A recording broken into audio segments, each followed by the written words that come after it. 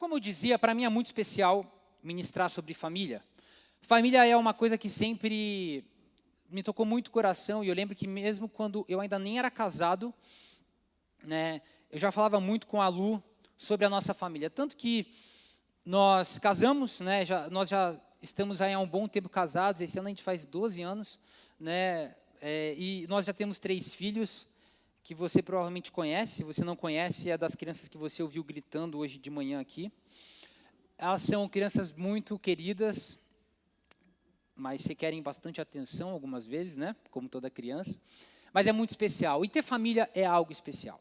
É algo que eu sempre sonhei. Então, para mim, estar em um mês podendo ministrar sobre algo que é tão importante e tão valioso, realmente não tem preço. Até algo muito, muito importante aqui, nós geralmente apontamos que uma vida abençoada é uma vida cheia de coisas. Um carro bom, uma boa casa, um bom apartamento. Mas eu realmente acredito que aquilo que nós podemos ter de mais especial nessa vida é uma boa família. É uma família onde nós temos harmonia, união, paz. Isso é o verdadeiro tesouro que nós podemos ter nessa terra. Por isso que é tão importante falar sobre esse tema, porque como cristãos, nós temos também uma responsabilidade nos nossos lares. Né? Muitas vezes você é a única voz de Deus ali dentro da tua casa. E é você que vai ter que trazer a presença de Deus ali, como um sacerdote. Para que realmente algo possa acontecer ali, para que Deus ele possa ter lugar e as coisas realmente possam se encaixar. A figura para mim de família, ela é muito impactante. Eu acho que é algo bem... Eu deveria ter trazido uma imagem. Alguém aqui sabe uma arte japonesa que chama Kintsugi? Kintsugi? Alguém? A Ana? Olha, uma pessoa sabe. Parabéns, você é uma pessoa cheia de cultura, Ana. É difícil. Mas essa é uma arte onde, né, os japoneses desenvolveram, e eles pegavam uma porcelana, algo de cerâmica, e eles quebravam, propositalmente, né? E aí, eles iam e remontavam isso que era quebrado. E você pode falar, não era mais fácil não ter quebrado? Mas, depois que eles quebravam, a forma como eles uniam essas partes quebradas era com ouro. E fica uma arte muito bonita. Se você procurar depois algumas imagens, você vai ver que é algo bem bonito, é algo bem diferente. E eu vejo a família exatamente como algo que tem peças que não se encaixam perfeitamente. E você sabe muito bem, talvez em um primeiro momento que você ouça eu falar isso, você fala, não, pera lá, minha família é muito boa. Mas vai falar que você nunca tem uma confusão dentro da tua casa. Gente, é comum. Talvez você tenha tido uma confusão hoje. Talvez alguma diferença, porque você é muito diferente da pessoa que você está, das pessoas que habitam com você ali. E é por isso que eu gosto tanto dessa imagem, porque para mim, a cola perfeita de tudo isso é a presença do Espírito Santo. Nós nunca vamos conseguir ter uma família perfeita, porque as peças, nós somos desajustados, você sabe os seus problemas, eu sei os meus problemas. O que nós sabemos é, talvez eu não saiba todos os seus problemas, você não saiba todos os meus, mas nós sabemos que tem muito problema por aí. E é por isso que é tão importante a presença de Deus quando nós falamos de família, porque não existe liga perfeita que não seja a presença dEle. Então hoje, antes de começar a falar aquilo que eu quero, eu creio que é muito importante nós termos essa imagem de que você não precisa buscar que o outro se molde exatamente ao que você quer dentro da sua família. O que você precisa pedir é a ajuda do Espírito Santo para que você possa compreender e se encaixar de uma maneira perfeita através da presença dEle com aquele que você habita. Por isso nós sempre precisamos colocar Deus, a gente precisa orar dentro das nossas casas, porque é a única forma como nós podemos viver em harmonia e em paz. Amém? Eu queria que você abrisse comigo em 2 Coríntios capítulo 5, nós vamos ler alguns versículos ali a partir do 17. Não são tantos, mas nós vamos ler alguns ali. 2 Coríntios capítulo 5, versículos 17 a 20. Portanto, se alguém está em Cristo, é nova criação. As coisas antigas já passaram, eis que surgiram coisas novas. Tudo isso provém de Deus, que nos reconciliou consigo mesmo por meio de Cristo e nos deu o ministério da reconciliação. Ou seja, que Deus em Cristo estava reconciliando consigo o mundo, não levando em conta os pecados dos homens, e nos confiou a mensagem da reconciliação. Portanto, somos embaixadores de Cristo, como se Deus estivesse fazendo o seu apelo por nosso intermédio. Por amor a Cristo suplicamos, reconciliem-se com Deus. O que fala nessa passagem que eu queria trazer hoje é que Deus chamou a mim, chamou a você para um ministério. O ministério da reconciliação. O ministério da reconciliação, ele é um ministério que ele é proposto a todo aquele que foi reconciliado com Cristo. Quantos aqui foram salvos por Jesus? Quantos aqui foram reconciliados? Então, o que a Bíblia diz em 2 Coríntios é que a partir do momento que nós fomos reconciliados com Cristo, essa responsabilidade passa para as nossas mãos também. O ministério da reconciliação é algo que nós precisamos entender, que precisa ser estabelecido de uma maneira firme, convicta e poderosa dentro dos nossos lares. Como eu falei antes, talvez você habite em um lar onde nem todas as pessoas conhecem a Jesus. Talvez você faça parte de uma família onde existem pessoas que já conheceram, mas hoje não estão mais. Talvez você faça parte de uma família onde você é a única pessoa que conheceu a Jesus. E o que Deus te chama é para que dentro dessa casa, onde tanta coisa está desajustada, você leve a reconciliação que um dia alcançou a você. Gosto de pensar que o ministério da reconciliação, ela coloca uma coisa muito importante em cada um de nós. Que nós temos uma responsabilidade e que a nossa família deve ser prioridade para a gente. Sabe, eu sempre acompanhei muitos homens de Deus, como se você conhece a minha história, né? Eu faço parte de uma família onde meus avós são pastores, todos os meus tios por parte, né, do meu pai são pastores, por parte da mãe muitos também, todos os meus primos por parte de pai são pastores, todos. E é muito pastor. E eu posso falar para você que eu sempre vivi muito de perto o que é a vida ministerial. Mas eu também já vi grandes homens de Deus que tiveram vidas ministeriais muito, muito, muito impactantes. Mas, ao mesmo tempo, quando olharam para suas casas, eles tiveram, muitas vezes, um cenário de destruição. Existem dois nomes que provavelmente você conhece. John Wesley. Quem conhece John Wesley aqui? Igreja Metodista. John Wesley é dos grandes nomes quando a gente fala, né, sobre a teologia moderna. É um homem de Deus. Mas John Wesley, mesmo sendo alguém tão impactante, ele viveu ali no século XVIII, né, ele foi fundador do metodismo, né, as igrejas metodistas, ele pregou a milhares, né, ele fala que ele viajou muito, pregou para muita gente em muito lugar. Mas, se você conhece a história dele, você sabe que a esposa dele, em dado momento, abandonou ele. Ela dizia, né, ela acusava o John Wesley de negligência, falava que ele se importava mais com o ministério do que com ela. Falou que a história conta que ela foi diversas vezes fora de casa e sempre voltava, mas teve uma vez que ela não aguentou mais. E John Wesley, um grande homem de Deus, de repente, tem dentro da sua casa uma situação tão chata, tão drástica, onde a própria esposa o largou. Talvez você conheça Billy Graham mais moderno. É muito interessante porque ele é considerado dos grandes evangelistas do século XX, né? Mas a história conta, e ele mesmo conta que um dos arrependimentos dele, se ele pudesse mudar algo no passado dele, é que ele teria passado mais tempo com a sua família. Quando você olha para os filhos de Billy Graham, graças a Deus, todos eles estão hoje novamente, né, inseridos no contexto da igreja e tudo mais. Mas o filho dele, né, ali ainda quando estava em desenvolvimento, ele foi expulso, por exemplo, 2 vezes das escolas que ele estava. Ele conseguiu ser expulso de 2 escolas, se envolveu muito cedo. Não sei se ele chegou a virar um alcoólatra, mas ele teve um envolvimento muito forte com bebidas alcoólicas ainda muito cedo. A filha de Billy Graham, ela engravidou ainda adolescente.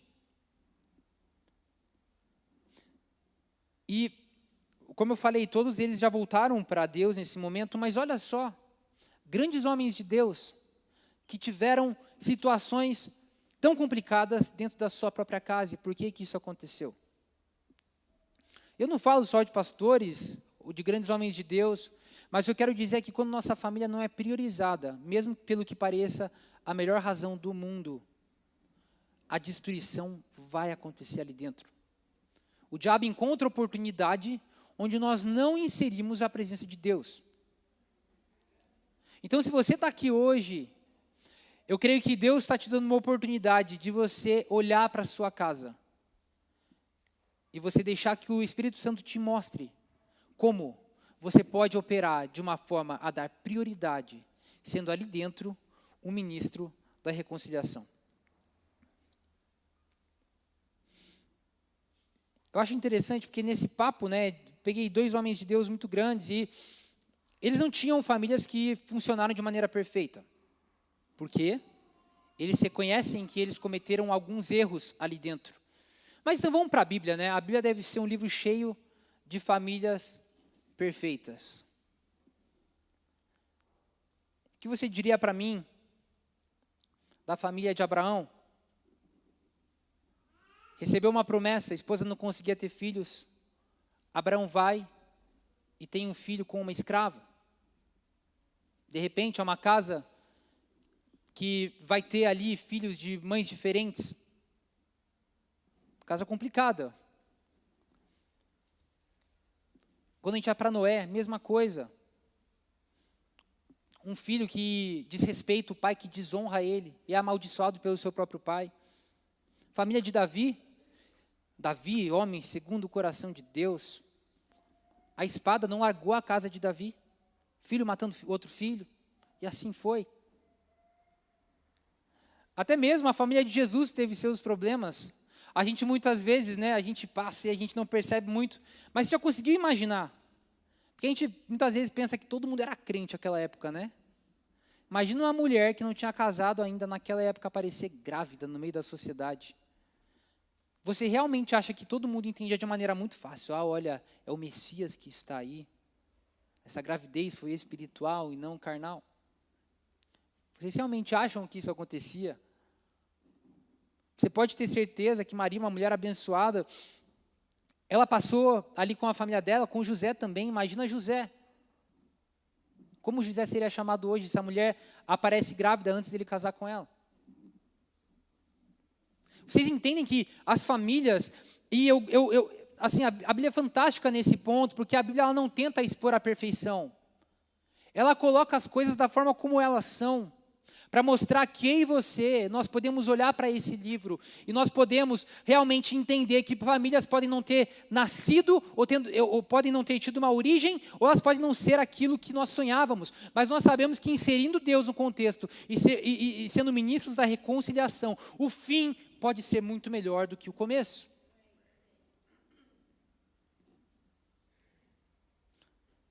Uma outra família, e essa eu quero pegar para a gente explorar alguns pontos nessa manhã. Família de José, incluindo aí o seu pai Jacó. Essa é uma família bem famosa da Bíblia. José é das pessoas mais admiráveis da Bíblia. Se eu não estou errado, é a pessoa que minha esposa mais admira ali, tirando a figura de Jesus, é aquela que ela mais admira. E eu também admiro bastante José. Mas alguém já parou para pensar como era a família de José? Que família difícil. E eu quero abrir um pouco para a gente estudar alguns pontos que essa família nos mostra. Primeira delas, Gênesis capítulo 37, versículos 2 a 4.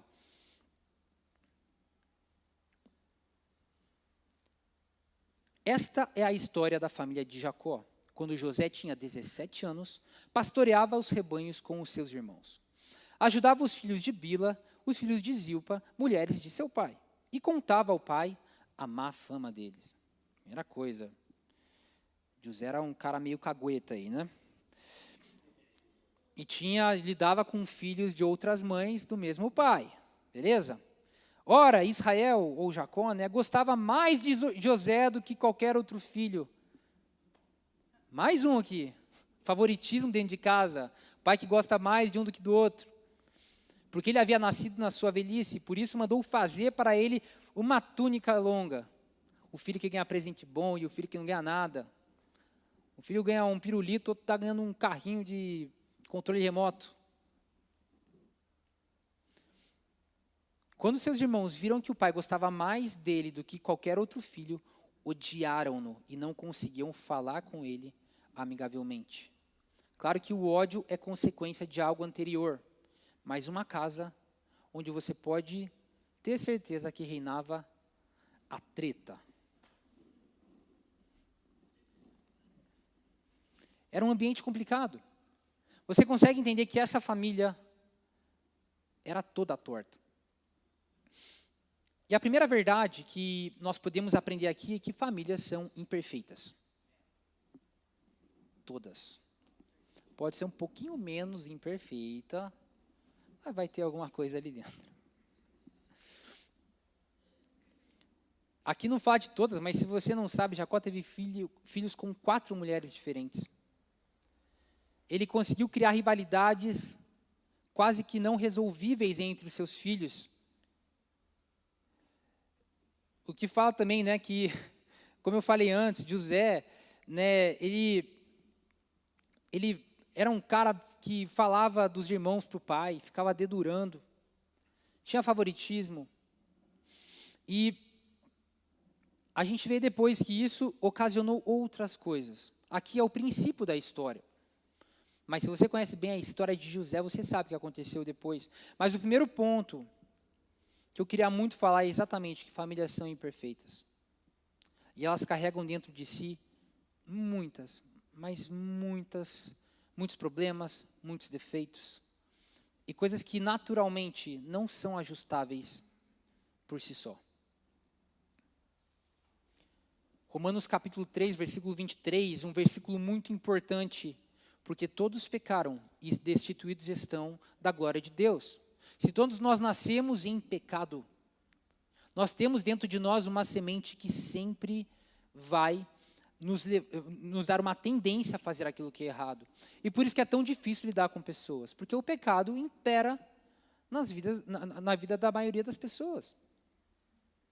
E mesmo daquelas que o pecado não impera, ele ainda influencia. Eu e você, nós temos a nossa carne, que a gente só vai largar essa miserável no dia que a gente for com o Senhor. É o que a Bíblia fala. Até lá, a gente precisa alimentar o nosso espírito, a gente precisa fazer com que ele vença a carne, mas a carne é algo a ser lidado. E por isso que é tão difícil a gente ter ambientes perfeitos, porque o pecado, ele é algo presente. O segundo ponto que nós podemos aprender com a família de José / Jacó é que as pessoas carregam histórias. Eu e você, querido, nós carregamos uma história. Nós carregamos um contexto. Talvez um contexto realmente muito difícil. E sabe, ao olhar para a vida aqui de José e de Jacó, você consegue ver que Jacó ele preferia a José. Mas quando nós vamos para Gênesis capítulo 25, versículo 28, nós temos aqui exatamente o que acontecia quando Jacó ainda era apenas um filho. E diz assim, Isaac preferia Esaú, porque gostava de comer as suas caças, enquanto Rebeca preferia Jacó. Você consegue entender que Jacó, ele nasceu em um ambiente onde reinava o favoritismo? Tudo bem, você pode falar, mas a mãe dele gostava mais dele. Gente, mas nem uma coisa nem outra é boa aqui. Nem é bom um pai gostar mais de um e a mãe gostar de outro, está equilibrado, não. Um filho carece do amor e do carinho dos dois. E nós vemos que Jacó passou exatamente por algo que ele replicou depois. Quantos de nós não fazemos a mesma coisa que um dia nós olhamos e repudiamos lá atrás? Mas que existe dentro de nós uma semente, existe um contexto que nós vimos e isso de alguma maneira nos impactou e nos influenciou a tomar uma atitude no futuro. Pessoas carregam histórias pesadas. Jacó, quando você vai olhar para a vida inteira dele, ele teve algumas marcas muito, muito fortes e profundas. A primeira delas, o engano. Ele enganou o seu pai na hora da bênção. Nós não vamos ler agora, porque é muito, muito longo, se a gente fosse ler tudo. Mas Jacó fingiu que era Esaú, para o seu pai, que já estava mais para lá do que para cá. Não reconheceu o direito, deu a bênção para ele. Se vestiu igual o irmão e tudo mais. Depois, Jacó foi enganado também. Perdeu 7 anos da sua vida trabalhando por algo que não foi a ele dado, mas tinha sido prometido. Nós temos um contexto de fuga, ele teve que fugir depois que ele tomou a bênção do seu irmão e viveu fugindo durante vários anos do seu irmão. Ele era uma pessoa que carregou consigo a insegurança durante todo o momento.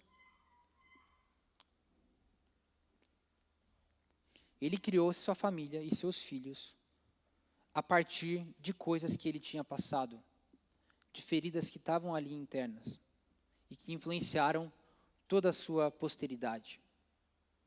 Pessoas carregam histórias, assim como Jacó. Eu e você, nós temos uma história que nós precisamos aprender a lidar, a perdoar, para que a gente possa ser curado dela e poder olhar e escrever uma nova página nas nossas vidas e das nossas famílias. Amém? O terceiro ponto que a gente pode aprender olhando para a vida deles é que a vida nem sempre é justa.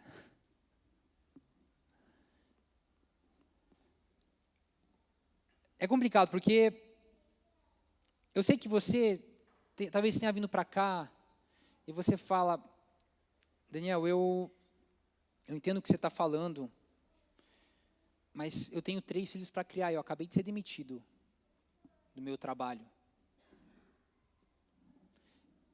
Eu acabei de ter um acidente, assim como a professora da Olivia teve um acidente, por exemplo, esses tempos, onde ela perdeu uma perna. Talvez ela não possa nem mais trabalhar agora. A vida é justa. Nem sempre é justo. Sabe, o que aconteceu com José quando nós vemos a sua situação? Em Gênesis capítulo 37, fala que ele foi jogado pelos irmãos dentro de um poço. Ele foi vendido pelos irmãos.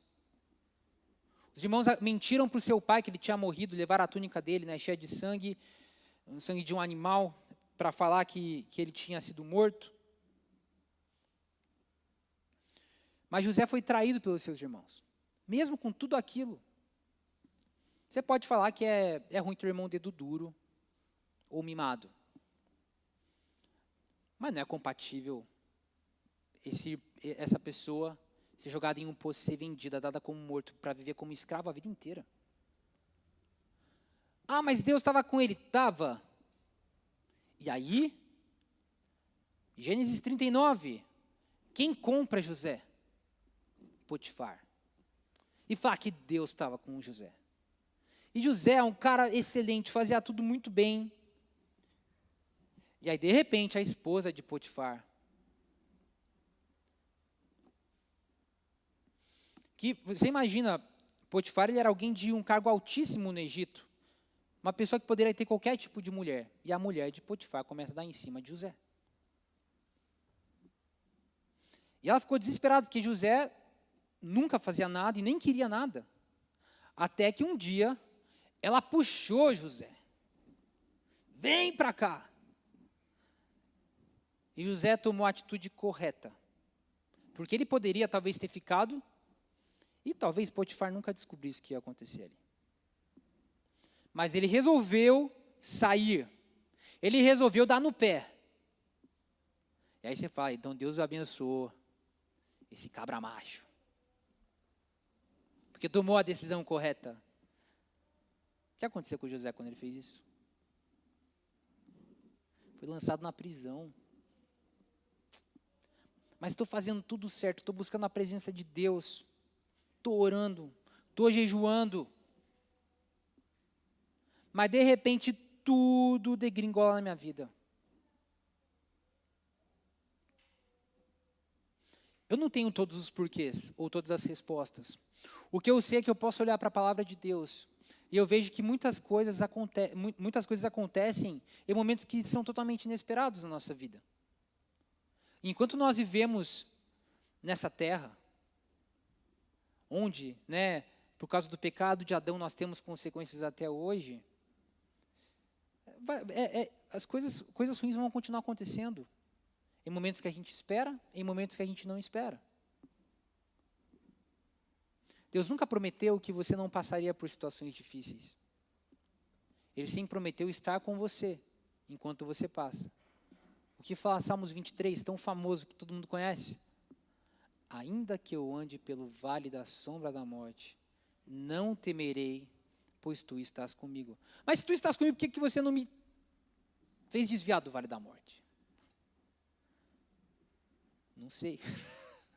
Você pode perguntar para Deus um dia quando estiver lá diante dele. Eu não sei também. O que eu sei é que nós vivemos uma vida onde coisas vão acontecer. Mas assim como José, que não largou a presença de Deus quando isso aconteceu, nós também precisamos fazer isso. Talvez a solução, talvez a resposta não venha da forma como nós queremos, mas se nós continuarmos buscando a Deus com o nosso coração, você pode ter certeza que mesmo nesses vales mais profundos e mais escuros, Ele vai estar segurando a sua mão para passar com você e atravessar, até levá-lo aos lugares dos campos verdejantes.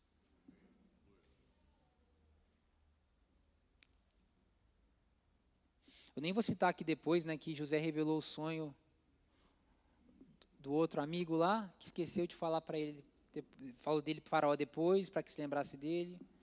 E aí ficou mais uns anos na prisão que não merecia. Bem, José é alguém que com certeza você pode falar que a vida não foi justa com esse cara. É claro, talvez você fale, não, mas depois ele virou governador do Egito. Mas foram anos e anos e anos, onde ele sofreu, viu? Sofreu bastante. A quarta coisa que nós entendemos olhando para a vida de José, essa, não me entenda mal, tá? É mais por ser uma expressão que nós usamos muito mais. Os fantasmas do passado, eles sempre reaparecem.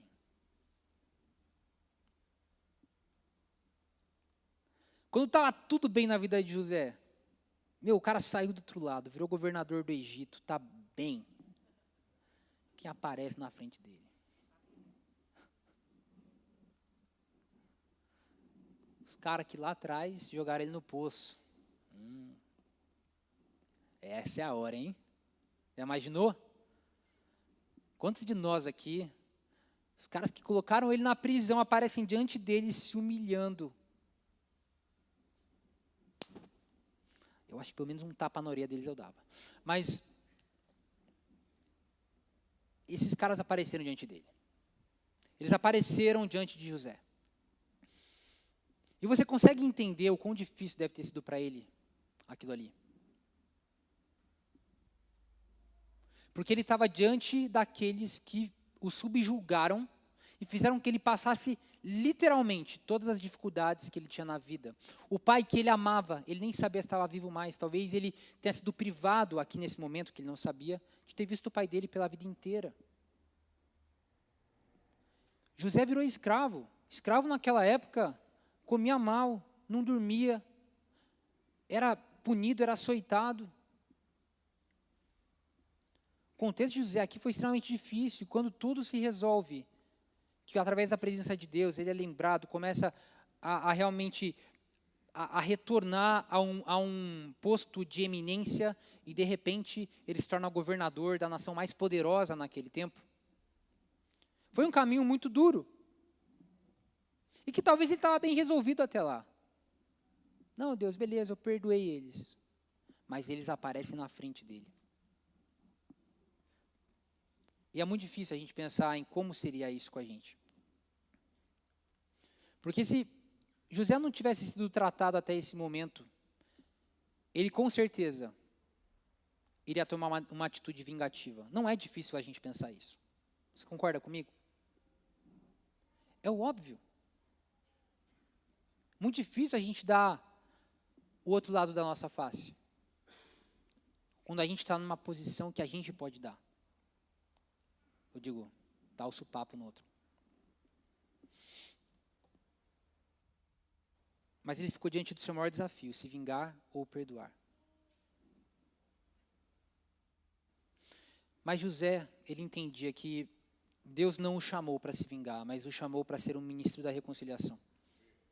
Como nós lemos, ele aprendeu através de toda a sua vida aquilo que era o caminho que o levava para mais perto do Senhor. E é por isso que eu quero, nessa parte final da palavra, trazer alguns pontos que são importantes para que a gente possa, como José, exercer o ministério da reconciliação nas nossas casas. A primeira delas é vivendo uma vida onde o Senhor é o centro. Você tem vivido uma vida cristocêntrica? Talvez você fale, eu amo a Deus.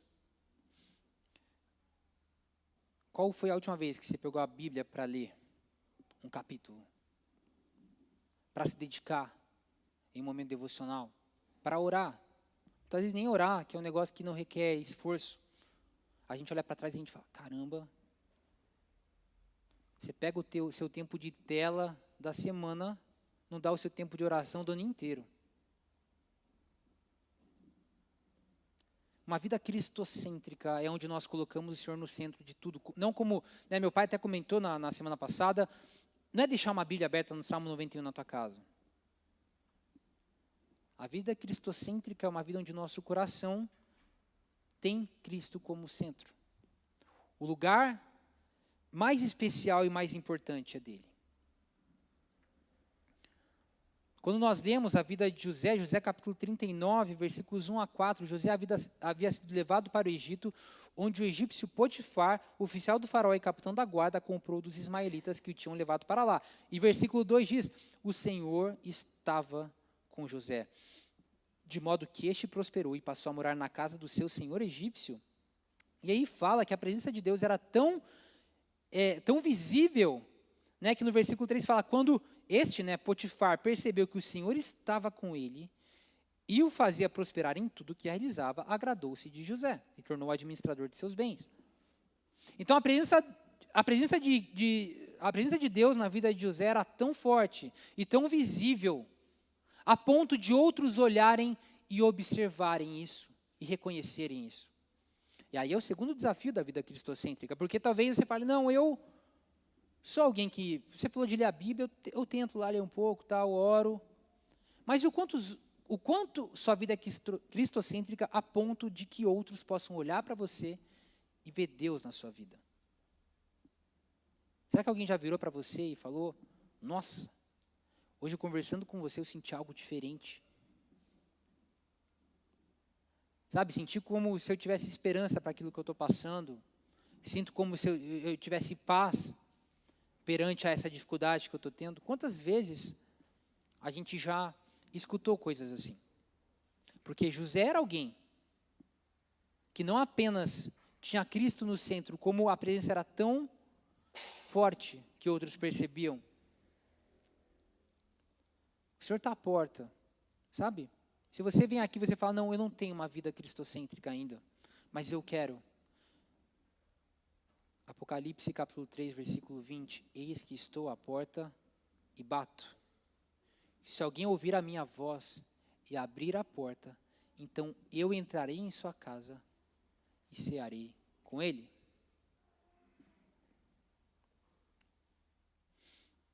Se você tem uma situação onde você fala, eu entendo, Daniel, o que você está falando, mas eu não sei como fazer isso, a primeira coisa que você precisa fazer é abrir a porta do teu coração e da tua casa para o Senhor. Para que Ele possa estar com vocês em todos os momentos. Na sua casa, façam isso como família. O Senhor está à porta da sua casa, querendo fazer parte dos momentos de alegria que vocês estão tendo, de tristeza, dos momentos que vocês estão comendo juntos. Sabe, a vida cristocêntrica não é só que a gente agora vai ler a Bíblia o dia inteiro e vai orar o dia inteiro. É a gente inserir o Senhor no nosso contexto familiar. Você pode glorificar Deus brincando com seu filho.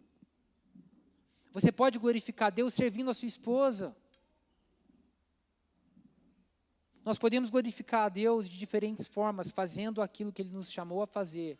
Enquanto estivermos exercendo nosso ministério de reconciliação, que é trabalhar em prol da nossa família, nós estamos glorificando a Deus e colocando Ele no centro da nossa casa. Segundo ponto, que nós precisamos aprender para que possamos ser ministros da reconciliação, é exercer o perdão. É difícil, eu sei disso. A nossa casa é complicada. E dentro de um contexto, né, principalmente se você é casado, você sabe o quão difícil é se entender em alguns momentos. Você sabe que muitas vezes, se você é mulher, você tem razão em tudo, e o homem não acha que você tem razão algumas vezes. Certo, homens? Alguém de vocês tem razão na casa de vocês? Não, né? Depois a gente conversa, se abraça, pode chorar junto aí, beleza?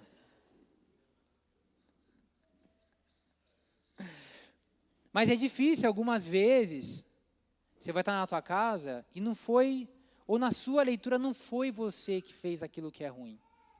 Mas a reconciliação não pressupõe só que você vai esperar o outro tomar a atitude correta.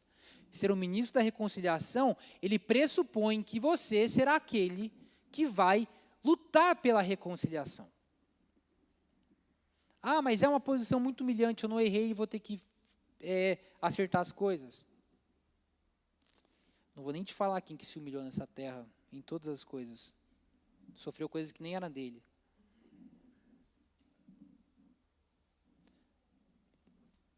Ser ministro da reconciliação exige isso, ser proativo. Proativo na reconciliação. Não importa se foi você que errou ou não. Se você percebe que existe algo quebrado, seja o agente proativo da reconciliação. É o que a Bíblia nos ensina. É muito interessante porque uma das passagens que ela retrata muito bem isso é Colossenses capítulo 3, versículos 12 a 14. Portanto, como povo escolhido de Deus, santo e amado, revistam-se de profunda compaixão, bondade, humildade, mansidão e paciência. Suportem-se uns aos outros e perdoem as queixas que tiverem uns com os outros. Perdoem como o Senhor lhes perdoou. Acima de tudo, porém, revistam-se do amor, que é o elo perfeito. Você ter compaixão. Entender muitas vezes o que o outro passou. Lembra que as pessoas têm contextos? Na sua casa, muitas vezes você vai sofrer porque o seu cônjuge talvez passou por uma história que você não tem nem ideia.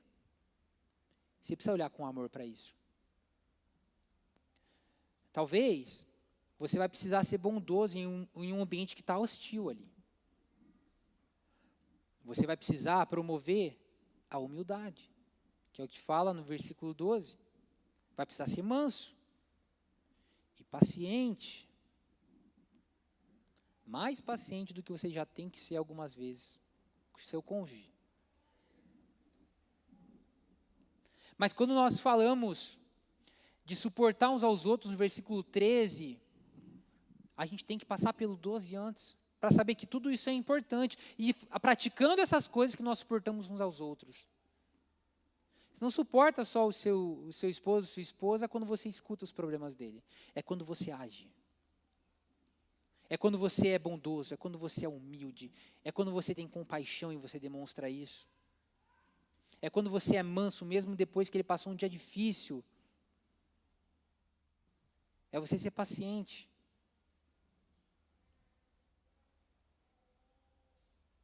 Quando nós vemos a vida de José, no capítulo 50, versículo 20, o que José fala para os seus irmãos: vocês tentaram um mal contra mim, porém Deus tornou em bem. Assim, José é um cara que eu nunca vou entender, beleza? Em muitas coisas eu sei que você também vai ter dificuldade. Porque José, a gente vai ver logo adiante, que não apenas ele perdoou os seus irmãos, mas ele foi levado a mudar a visão dele sobre aquilo que tinha acontecido a si mesmo, a ponto de falar: o que aconteceu comigo, fiquem tranquilos. Era Deus mesmo que queria, sabe? Vocês não são culpados, fica tranquilo. Estou aqui porque Deus quis. Isso é para ser bênção. Isso é um nível altíssimo de reconhecimento e de vivência na presença de Deus. Mas, ponto 2, exercer o perdão. Ponto 3, sendo um abençoador. Quando José reencontrou os irmãos, como nós falamos, ele poderia ter feito várias coisas em prol da sua vingança. Poderia ter praticado olho por olho, dente por dente. Poderia ter feito muita coisa. Mas, Gênesis capítulo 45, versículos 7 a 9, mas Deus me enviou à frente de vocês para lhes preservar um remanescente nessa terra e para salvar-lhes as vidas com grande livramento. Assim não foram vocês que me mandaram para cá, mas sim o próprio Deus. Ele me tornou ministro do faraó e me fez administrador de todo o palácio e governador de todo o Egito. Voltem depressa a meu pai e digam-lhe: assim diz o seu filho José, Deus me fez senhor de todo o Egito, vem para cá e não te demores. Aqui falando para o seu pai.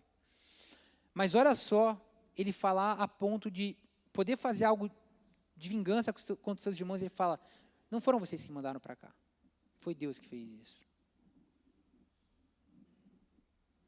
Gente, isso aqui é de um nível que eu não consigo nem assim, falar muito, porque é muito difícil ter essa situação assim. Tirar a culpa de alguém que eles mereciam a culpa. Talvez pelo menos passar uns 5 aninhos na prisão lá, sei lá. Mas eles mereciam a culpa. Mas José chegou a ponto de falar que: relaxa, porque vocês não fizeram nada para mim, foi Deus que me mandou para cá. Ou seja, José foi um abençoador da sua casa. E olha só, talvez você também possa me falar: mas ele não fez isso ainda, não se vingou, porque ele tinha muito amor e respeito pelo seu pai. E se vingar dos irmãos, poderia ser algo que machucasse o seu pai. E vou falar para você que esse mesmo pensamento, ele correu na mente dos seus irmãos quando Jacó morreu. Porque Jacó morreu. E é muito interessante, porque a gente vai ali para o versículo 15 do capítulo 50. Vendo os irmãos de José que seu pai havia morrido, disseram: e se José guardar rancor contra nós e resolver retribuir todo o mal que lhe causamos? Então mandaram um recado a José, dizendo: antes de morrer, teu pai ordenou que te disséssemos o seguinte: peço-lhe que perdoe os erros e os pecados de seus irmãos que o trataram com tanta maldade. Agora, pois, perdoa os pecados dos servos do Deus do teu pai. Quando recebeu o recado, José chorou. Depois vieram seus irmãos, prostraram-se diante dele e disseram: aqui estamos, somos teus escravos. José, porém, lhes disse: não tenham medo, estaria eu no lugar de Deus? Vocês planejaram mal contra mim, mas Deus tornou-o em bem, para que hoje fosse preservada a vida de muitos. Por isso não tenham medo, eu sustentarei vocês e seus filhos. E assim os tranquilizou e lhes falou amavelmente.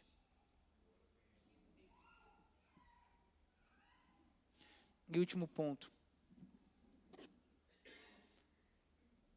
Para sermos ministros da reconciliação, nós devemos propagar o amor e a cura que nós recebemos. José teve 2 filhos na sua vida. O primeiro deles chamava-se Manassés. E o significado de Manassés, como nome, é Deus me fez esquecer. Mas não apenas Deus o fez esquecer, mas quando ele teve Efraim, justamente ele colocou esse nome, porque esse nome significava: Deus me fez prosperar. Porém, antes de prosperar, Deus o fez esquecer. E sabe, estamos falando novamente num contexto de um mês de família. E esse é um ponto que fecha e conclui toda essa palavra. Porque como nós vimos, família de José, com seu pai também, ela viveu um contexto muito, muito complicado, muito hostil. Mas assim como é uma família onde as coisas não começaram de uma forma boa, quando nós vemos esse fechamento, o fechamento para mim dessa história está nesse nome de Efraim. Porque apesar de tudo que aconteceu, Deus me fez perdoar. Deus me fez esquecer. E através de tudo isso, Ele me fez prosperar. Eu quero dizer uma coisa para você nessa manhã. A sua família pode prosperar. A sua família pode viver aquilo que José viveu, a despeito de toda a situação que você está vivendo hoje, tudo aquilo que você carregou até aqui hoje. Se você que está aqui e você entende que Deus te chamou a um ministério de reconciliação, você vai começar a entender que não apenas você é um espectador daquilo que acontece na sua família, mas você é um agente proativo que vai batalhar por essas coisas. Onde não tem perdão, você vai ser aquele que vai levar perdão. Onde não tem cura, você vai ser aquele que vai levar a cura.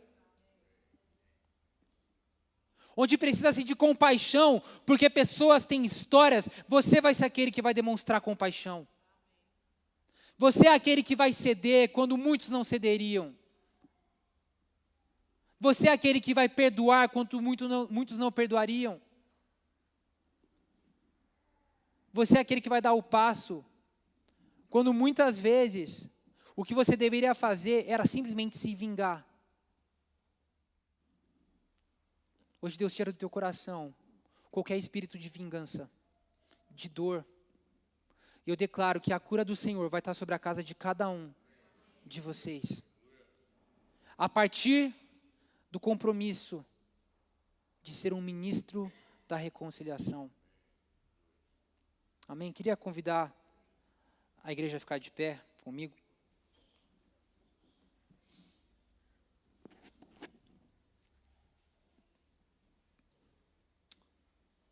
Ô Jesus, nós sabemos que o Senhor é aquele, Pai, que pode converter todo mal em bem. O Senhor é aquele, Pai, que realmente é aquele que pode fazer com que as nossas famílias de ambientes tão desajustados, hostis, tão incompatíveis, se transformem em lugares da sua presença. E o que eu oro nessa manhã é que cada um de nós possa entender o nosso chamado, a nossa missão. Que possamos, Senhor, sempre olhar para aqueles que estão ao nosso redor e entender que existem imperfeições, existem histórias, existem situações que acontecem que nem sempre são justas, mas que fazem parte da nossa história. Nós sabemos que somos confrontados muitas vezes com coisas que nós nunca mais queríamos lidar nas nossas vidas. Mas Deus, é por tudo isso que nessa manhã, como ministros da reconciliação, o que nós pedimos a Ti é para que o Senhor se torne, Pai, o centro da nossa casa.